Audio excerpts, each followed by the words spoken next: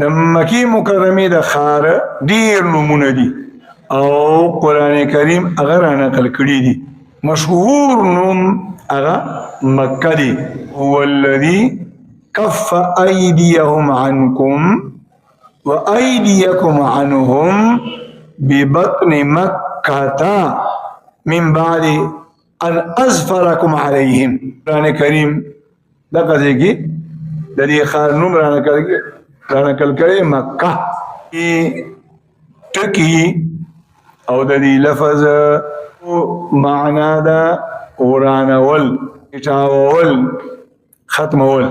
نو علماء کرام لیکي چې د مکی مکرمه د خار ته د غنوم په دې بنیاد کې خودري شوی دی چې د ګناهګارو بندګانو ګناهونه میټاوي ختمي. مکی مکرمه د دې نوم دویمه معنا ده هلاکول بربادول. علماء کرام لیکي چې د خار ته مکه په دې بنیاد باندې وایي چې د کبرجنو قبر بربادي ظالمان او متکبرین نعوذ بالله هغه هلاکي او بربادي.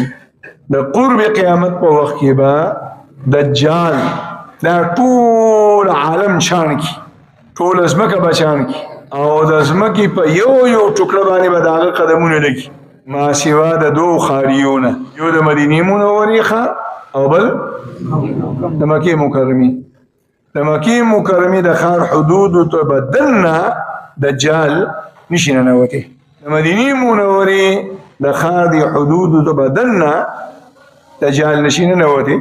حدیث کې راځي الله جل مجلوه با د دې دوارو خارونو غیر چاپیره فرشتي مقرره کی او هغه فرشتي با د دجال د ننوتونه د مکه او د مدینه د خار حفاظت کوي.